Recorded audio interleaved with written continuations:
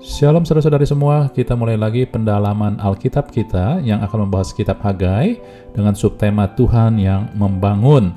Saudara, kalau kita sudah baca kitab Hagai ataupun kita sudah tahu Hagai adalah termasuk nabi kecil, maksudnya adalah surat ataupun ayat yang ditulis, pasal yang ditulis hanya pendek. Dalam hal Hagai hanya 2 pasal.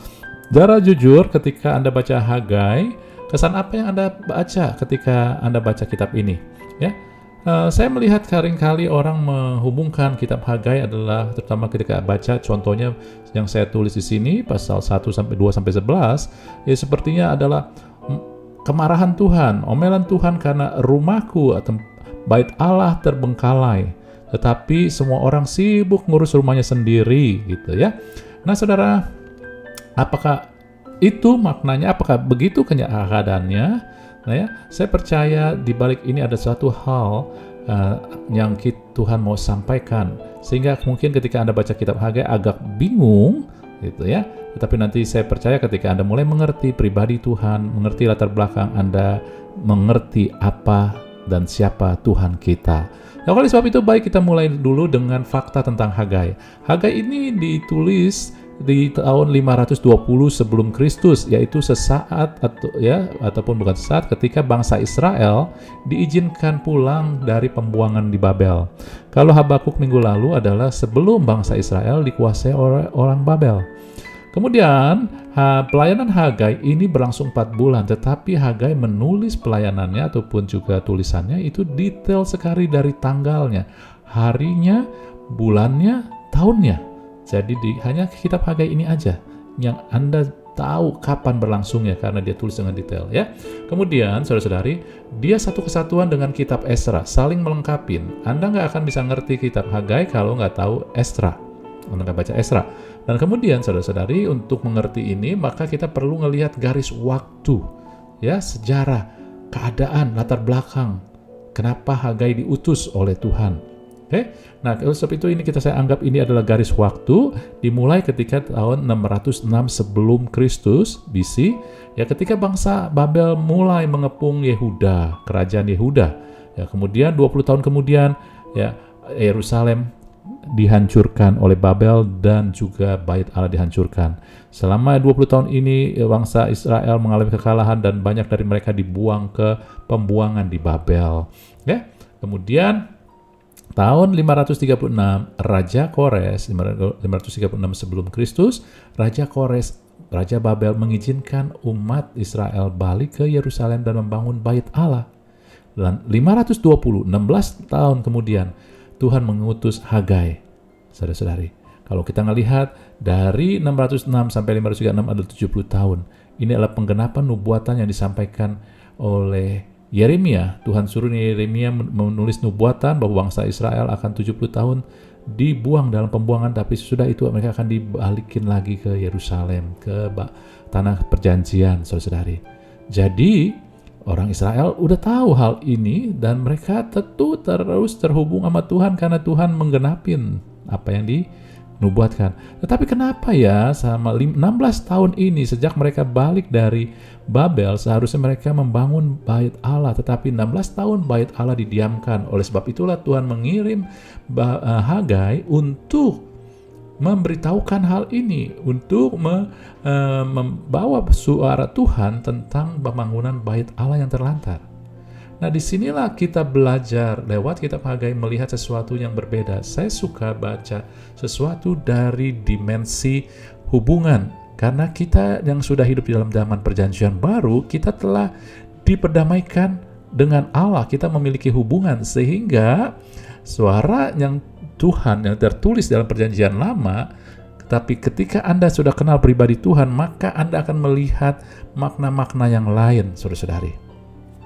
Misalkan ketika anak saya ya datang dengan temannya, sebelum dia sampai di rumah, lalu saya ngelihat di depan pintu itu ada pecahan kaca gitu. Lalu saya melihat mereka sudah dekat sekali, maka saya akan bilang, jangan masuk.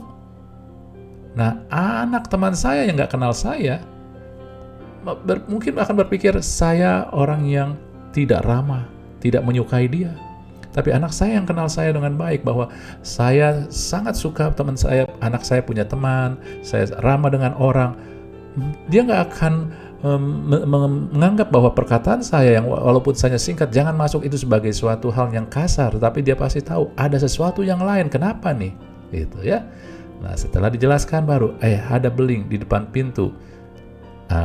Kami orang tua takut nanti kamu yang terluka. Ya. Nah, anak saya ngerti walaupun hanya perkataan yang sepertinya hanya pendek tapi punya tujuan lain. Tapi anak temannya yang gak kenal saya bisa menangkap yang berbeda. Nah, demikian juga sekarang kita udah kenal bahwa Allah gak pernah berubah dulu, sekarang, selamanya. Dia adalah Bapa yang baik, Dia Tuhan yang mengasihi. Jadi kita harus ngelihat dari karakter pribadinya. Kenapa? Sebab itu kita harus belajar kenapa Hagai dikirim. Dan untuk itu kita harus tahu juga kenapa ya pembangunan bait Allah itu terlantar. Sebab Allah kita bukan Allah yang sekedar marah-marah doang. Marah-marah, oh ini belum selesai nih. Kita sering kan ya punya mungkin bos yang kerjaannya marah doang. Nggak tahu bagaimana apa yang terjadi. Dia hanya ngelihat ini belum beres, dia taunya marah. Tapi Allah kita bukan sebegitu, saudara. Sebab itu kita harus tahu mengapa ya pembangunan itu terlantar. Sebab itu kita perlu tahu kebenaran di balik itu, dan harus itu kita lihat dari kitab Esra, saudara-saudari. Kitab Esra saya kutip beberapa saja ini, dan saya hanya tekankan beberapa yang perlu saya tekankan. Anda baca nanti secara detail sendiri. Esra 4 ayat 1-5. Ternyata saudara, ketika mereka pulang ke Yerusalem, ada lawan orang Yehuda, suku Yehuda dan suku Benyamin, lawan mereka, musuh mereka, mulai mau menginfiltrasi, mulai mau menghasut ataupun juga mau membuat ambil keuntungan ataupun jahat. Mereka bilang mereka mau ikut bangun. Tentu nggak dikasih sama Zerubabel, Yesua dan juga orang Israel. Lalu penduduk negeri itu, musuh orang Yehuda dan Benyamin itu mulai melemahkan semangat orang Yehuda dan membuat mereka takut membangun. Bahkan selama zaman Kores raja yang mengizinkan orang Israel balik, sampai zaman pemerintah Darius, raja negeri Persia. Darius adalah raja di mana ketika Hagai diutus, mereka menyogok. Jadi mereka dengan licik menyogok penasehat raja ini, kerajaan, untuk melawan orang Yehuda dan menggagalkan rancangan mereka. Anda bisa bayangkan enggak, 70 tahun orang Israel ini dijajah, bagaimana mentalitas mereka? Saya percaya mentalitas mereka bukannya mentalitas yang berani, punya harga diri, sehingga ketika ditakutin, mungkin ditekan, ya, mereka pun jadi nggak berani. Bahkan bukan berhenti sampai situ aja, orang-orang ini yang lawan musuh mereka mulai mengadu, ya. Dan saat itu rajanya, jadi artinya begini, 16 tahun, ya. Jadi di antara tahun itu, dan antara 16 tahun itu mereka mulai ngirim surat kepada raja dari Babel saat itu, Artasasta, ya. Mereka bilang kalau orang Israel ini Esra 4 ayat 11-13 selesai membangun ya bait Allah, mereka nggak akan bayar pajak lagi. Mereka dengan kata lain, mereka akan memberontak. Kalau nggak bayar pajak, nggak bayar upeti, berarti negara itu ataupun bagian itu sedang memberontak. Maka raja itu kirim jawaban ayat 17-19 ya kepada orang-orang yang musuh orang Israel ini. Ya, mereka bilang, ya, atas perintahku diselidikin dan didapati bahwa kota itu, Yerusalem, sejak zaman dulu selalu bangkit melawan raja-raja dan bahwa penduduknya selalu mendurhaka, memberontak. Wow, ya, atas hasutan mereka, dan juga ada orang-orang yang disogok. Ya, tentu ini beritanya juga jadi berita yang hanya berita busuk yang disampaikan kepada raja ini, sehingga akhirnya raja ini mengeluarkan ketetapan, kalau Anda baca selanjutnya, bahwa tidak boleh dibangun bait Allah itu. Jadi bukan mereka nggak mau, ya. Dan ketika ketetapan itu keluar dari 23-24, langsung nih musuh-musuhnya bawa ke Yerusalem. Dengan segera mereka membawa ke Yerusalem dan mendapatkan orang Yahudi, dan dengan kekerasan mereka memaksa orang itu menghentikan pekerjaan membangun bait Allah. Terhentilah pekerjaan bangun bait Allah di Yerusalem, dan tetap terhenti sampai tahun yang kedua zaman pemerintahan Darius. Anda tadi baca dalam kitab Hagai pasal 1 bahwa Hagai mulai pelayanannya di tahun kedua pemerintahan Raja Darius, sampai Tuhan mau berbicara kepada Hagai. Jadi Anda sudah melihat latar belakangnya, bahwa mereka bukannya nggak mau, tapi mereka ditekan, mereka dianiaya, saudara-saudari, ya.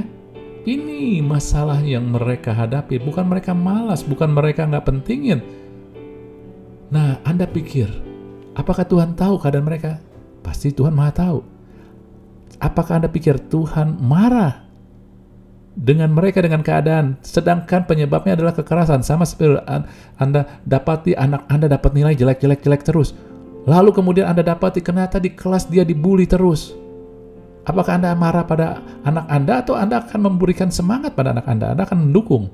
Pasti mendukung, bukan? Apalagi Tuhan.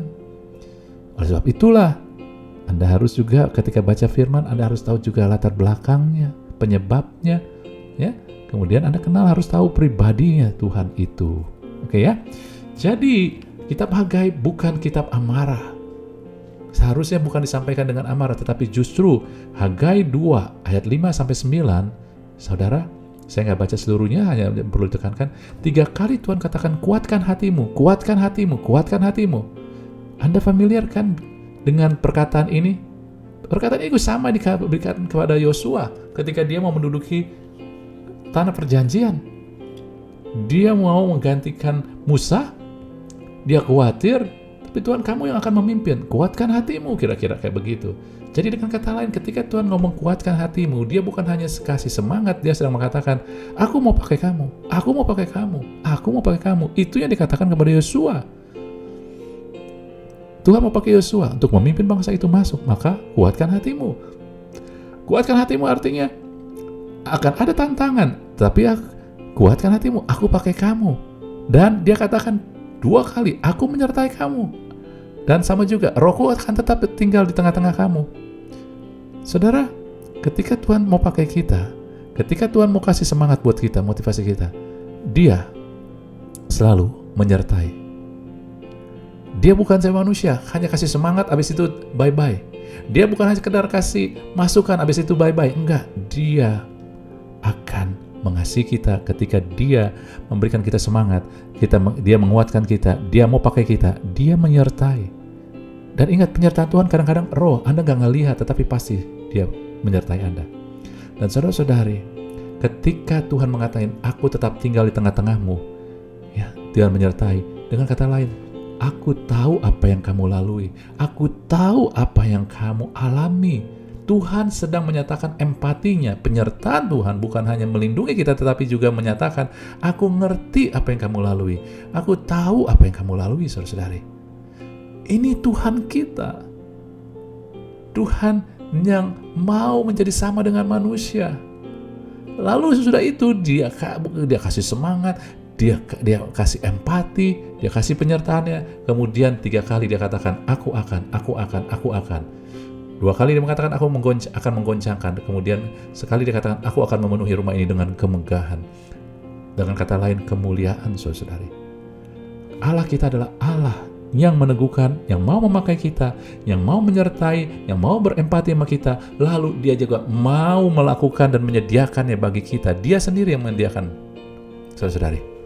Amin. Ya, ini dengan kata-kata saya sendiri. Jadi inilah Allah yang kita punya. Luar biasa bukan, saudara-saudari? Jadi kitab Hagai bukan kitab yang menunjukkan kemarahan Tuhan, tetapi justru menunjukkan keluar biasaan keindahan Tuhan, saudari. Saudara, ketika mereka mulai mendapat semangat, mereka mulai membangun, mulainya keberanian untuk membangun, sama seperti kita. Nggak selalu ketika kita mulai ikutin apa yang Tuhan mau, tuntunan Tuhan, keadaan jadi enak. Ini terjadi kepada mereka. Ketika Nabi Hagai dan Nabi Sakaria dikirim kepada mereka mulai bangun. Mereka mulai semangat, mereka bangun. Tetapi tiba-tiba Gubernur Provinsi Efrat Barat si Tatnai ini dan juga yang lainnya segala datang ke mereka dan bertanya, siapa yang suruh bangun? Kan bukankah sudah ada tadi perintah dari Raja Babel sebelumnya nggak boleh melarang mereka. Siapa yang suruh bangun? Tetapi saudara, apa yang dirancangkan oleh yang jahat, kesukaran, kesulitan, Tuhan ubah, Tuhan pakai untuk membawa kemuliaan. Saudara, Anda melihat kemudian masalah ini naik ke Raja Darius. Lalu diadakan penyelidikan, dicari, adakah nggak seperti yang orang Israel bilang bahwa mereka diperintahkan oleh raja dari Kores untuk membangun. Ternyata nggak dapat di Babel. Adanya, saudara, di Admeta, di Media. Ini bukan dekat Babel, jauh, saudara. Lihat nggak luar biasanya Tuhan? Ini aja udah luar biasa. Saudara-saudari, seharusnya udah berdebar-debar di Babel nggak ada, tetapi Tuhan bisa buka cara supaya kita tetap dapat perkenanan. Ini cara Tuhan luar biasa, saudara. Ya. Dan saudara, di catatan itu tertulis bahwa Raja Kores suruh mereka pulang dan bangun, dan bahkan biaya akan ditanggung di kas kerajaan. Saudara, sebelumnya mereka bangun dengan kas mereka, dengan apa yang mereka miliki, saudara. Dan Tuhan tahu mereka nggak akan bisa selesai membangun itu dengan apa yang ada pada mereka. Karena Tuhan sudah sediakan kas negara, kas kerajaan, dan juga barang-barang yang diambil oleh Nebukadnezar sebelumnya, 70 tahun sebelumnya, ataupun 86 tahun sebelumnya, saudara, yang diangkut ke Babel harus dibalikin. Tuhan tahu nggak mungkin dengan kekuatan manusia, nggak mungkin dengan kasnya dari orang Israel bisa. Makanya Tuhan sudah gerakan, dan ketika mereka ketika masalah ini menjadi runyam, menjadi masalah yang tekanan besar buat mereka, mulai Tuhan pakai untuk membawa hal ini. Karena Tuhan sudah sediakan. Saudara, Allah kita Allah yang tanggung jawab. Bahkan Anda tahu, Kores yang mengizinkan bangsa Israel pulang ke Yerusalem, itu sudah dinubuatkan dalam kitab Yesaya, saudara-saudari. 400 tahun sebelumnya sudah dinubuatkan bahwa Tuhan akan membangkitkan Kores dan akan meneguhkan tangannya sehingga dia berkuasa dan mengizinkan bangsa Israel balik ke Yerusalem. Sebelum bangsa Israel dibuang, sebelum punya masalah, Tuhan sudah siapkan jawaban. Inilah Tuhan kita, Allah kita, Bapa kita, tanggung jawab, saudara. Sehingga akhirnya semua biaya pembangunan diambil dari pajak negara. Dan bukan itu aja. Apa saja yang diperlukan para imam? Saudara tahu, menurut perjanjian baru 1 Petrus 2 bahwa kita adalah imam-imam rajani, ya, harus diberikan kepada mereka setiap hari tanpa lalai. Saudara, imam berhubungan dengan Tuhan. Segala hal yang Anda butuhkan untuk berhubungan dengan Tuhan, Tuhan sediakan setiap hari, saudara-saudari. Amin. Ini bukan bicara jabatan. Jabatan Anda dalam Kristus adalah juga Anda imam. Sebab Anda adalah imamat rajani. Amin. Ini dia Tuhan kita. Apa yang orang Israel pikir hanya tantangan, adversity, saudara-saudari, ya, masalah, ternyata Tuhan pakai untuk menyatakan kemuliaannya, rancangannya dinyatakan. Saudara, ini Allah kita. Allah kita adalah Allah yang mau menyediakan dan mempunyai rancangan untuk kehidupan kita, sehingga kehidupan kita bisa dibangun bahkan terus sampai ke depan. Saudari. Amin. Oleh sebab itu, kita harus memiliki pola pikir yang sama dengan Tuhan karena kita kenal Tuhan. Ya, saya lanjut aja, ini tidak. Oke, jadi ini dengan kata-kata saya sendiri, apa yang mau disampaikan dari kitab Hagai hari ini, karena firman itu hidup, mungkin Anda besok-besok baca bisa mendapatkan makna yang berbeda. It's okay, asal sesuai dengan apa yang Tuhan mau bicara. Tapi apa yang Tuhan mau bicara hari ini, saudara-saudari, dengan kata-kata saya, Tuhan mau menyatakan Dia nggak pernah meninggalkan kita. Dia selalu mau memanggil dan membangun dan memulihkan hidup kita. Tetapi kita nggak bisa dibangun, dipulihkan tanpa terhubung sama Dia, saudara-saudari. Apa yang Anda baca dalam kitab Hagai seolah-olah Tuhan menghembuskan hasil mereka sehingga nggak dapat apa-apa. Saudara, Anda harus tahu, sama juga ketika Habakuk mengeluh dengan keadaan bangsanya yang nggak mau berubah. Lalu Tuhan bilang Dia akan pakai bangsa Babel yang kejam untuk mendisiplinkan bangsa Israel. Sehingga Habakuk bingung, saudara-saudari. Nah, maknanya bukan tentang Tuhan yang lakukan itu, tapi ini salah satu cara Tuhan bicara adalah Tuhan pakai keadaan yang berat untuk supaya anak-anak Tuhan datang ke Dia. Habakuk adalah cerita panggilan Tuhan untuk Habakuk masuk dekat sama Dia, terhubung sama Dia, sehingga Habakuk menjadi lebih indah, sehingga akhirnya bisa membawa dampak kepada keadaan sekelilingnya dan orang-orang sekelilingnya. Hagai pun juga sama.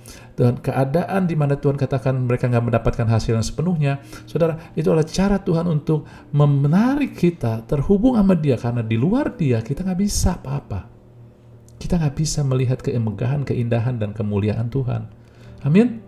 Tuhan punya rancangan, tapi rancangannya itu hanya bisa terjadi ketika kita ada di dalam Dia, terhubung sama Dia. Di dalam rancangannya itu Dia menyediakan segala yang kita butuhkan untuk menggenapi rancangannya. Jangan ragu, saudara-saudari. Lalu kemudian ini juga yang menjadi penting yang Tuhan mau sampaikan hari ini. Jangan hanya menilai sesuatu dari luar. Ketika Anda menghadapi situasi, keadaan, masalah, tekanan, apapun juga, jangan hanya sekedar, ya semua orang melalui, semua orang percaya melalui. Saudara-saudari, kita ini anak-anak Tuhan yang terkasih, yang sangat berarti. Ya, tidak ada sesuatu yang hanya sekedar sambil lewat. Segala sesuatu justru membawa kita mendekat ataupun membuat rancangan Tuhan yang Tuhan telah siapkan dan Tuhan telah materialkan dalam hidup kita terjadi, saudara-saudari. Jangan hanya sekedar ngeliat ini masalah. Kalau udah lewat baru saya tenang. Enggak, lihatlah bukan hanya tentang sudah lewat, tetapi melewat masalah ini Tuhan ubah. Tuhan bikin rancangan Tuhan, rancangan damai sejahtera, masa depan penuh harapan, di mana kita mau dipakai Tuhan, itu terjadi, saudari. Tapi kebalikannya pun sama, milikilah karakter Kristus. Jangan sekedar menghakimi orang tanpa Anda tahu situasi yang sebenarnya. Ketika Anda memberi nasihat orang, ketika Anda memberikan masukan-masukan buat orang, jangan hanya sekedar melihat dari luarnya, tapi belajarlah untuk insight, melihat di balik itu. Tuhan tidak menghakimi wanita di sumur Samaria. Dia tidak menghakimi wanita yang ketangkep berzina. Karena Tuhan melihat jauh ke dalaman, saudara-saudari. Amin. Sebab Tuhan kita adalah Allah yang penuh kasih. Dia bukan mau menghukum, Dia mau menarik kita mendekat. Karena di luar Dia kita nggak bisa apa-apa. Anda sudah kenal seluruh kebenaran perjanjian baru. Kita sudah kenal pribadi Tuhan. Dia nggak pernah menghukum. Bagaimana Dia menghukum? Dalam hal Hagai, bahwa yang membuat tertunda bukan bangsanya nggak mau, tapi tekanan, aniaya. Ya, tapi lewat ini tekanan, aniaya, lewat masalah yang Anda hadapi, bukan dari Tuhan masalah itu. Sakit penyakit bukan dari Tuhan, masalah bukan dari Tuhan, tetapi Tuhan memakai itu untuk Anda terhubung dengan Dia, sehingga Anda akan melihat penyediaannya, berkatnya, rancangan dalam hidup kita digenapi. Amin, saudara-saudari. Kiranya semua memberkati kita dan Anda mulai melihat dalam dimensi yang baru, karena Tuhan sungguh baik buat kita. Haleluya. Amin. Tuhan berkati kita semua.